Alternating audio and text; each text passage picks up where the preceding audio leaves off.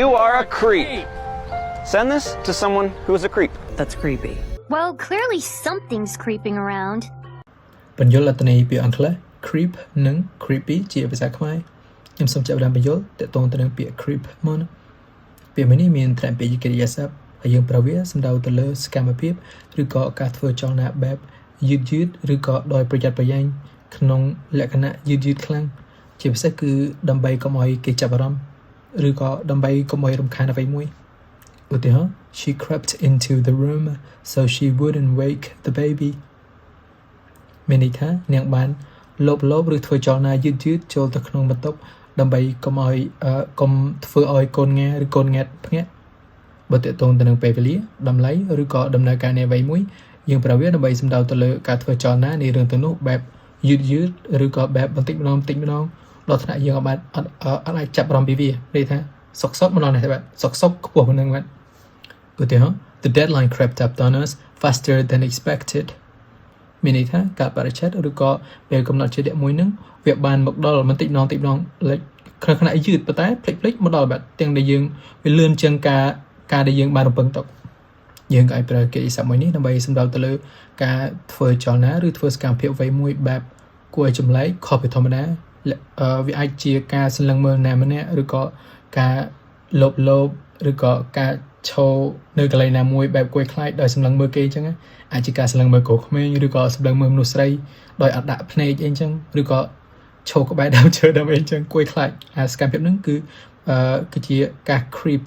around ឧទាហរណ៍ Don't creep around my house it's unsettling មានន័យថាកុំមកនៅឬក៏កុំមកឈរស្ងាត់ឬក៏លបនៅម្ដុំផ្ទះរបស់ខ្ញុំវាគឺគួរខ្លាចឬក៏ធ្វើឲ្យខ្ញុំមានអារម្មណ៍អត់ស្រួលយើងអាចប្រើពាក្យមួយនេះក្នុងថ្នាក់ពាក្យជំនាញផងដែរដើម្បីសំដៅទៅដល់លើមនុស្សដែលធ្វើអ្វីមួយបែបគួរខ្លាចបែបចម្លែកខុសពីធម្មតាឬបែបអត់តំណងវាអាចដូចជាការសន្លឹងមើលនរណាម្នាក់អត់ដាក់ភ្នែកការឈរនៅកន្លែងមួយបែបស្ងាត់ឬក៏ការធ្វើអ្វីមួយខុសពីអ្នកដទៃបែបលក្ខណៈធ្វើគេមានអារម្មណ៍អត់ស្រួលឬក៏មានអារម្មណ៍គួរខ្លាចថាអ្នកនឹងមានគំនងអាក្រក់អីមួយអញ្ចឹងឧទាហរណ៍មួយទាក់ទងទៅនឹងបណ្ដាញសង្គមឧទាហរណ៍បើសិនជាយើងបង្ហោះរូបភាពអ្វីមួយនៅក្នុង story Facebook របស់យើងអញ្ចឹងទៅមានអ្ន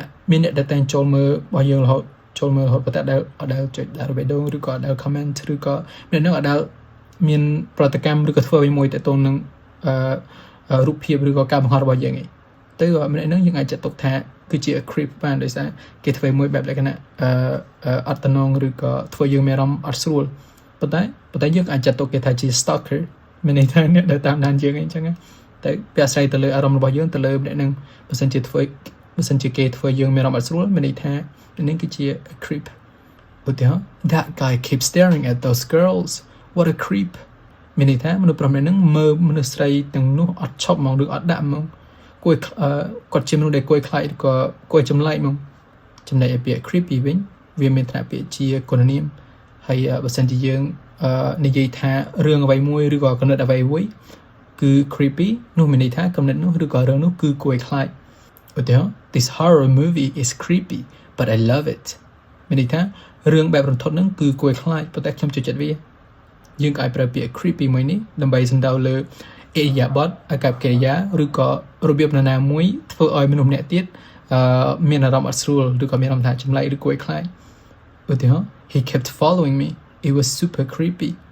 មានន័យថាគាត់បានបន្តតាមខ្ញុំឬក៏ដើរតាមខ្ញុំឲ្យឈប់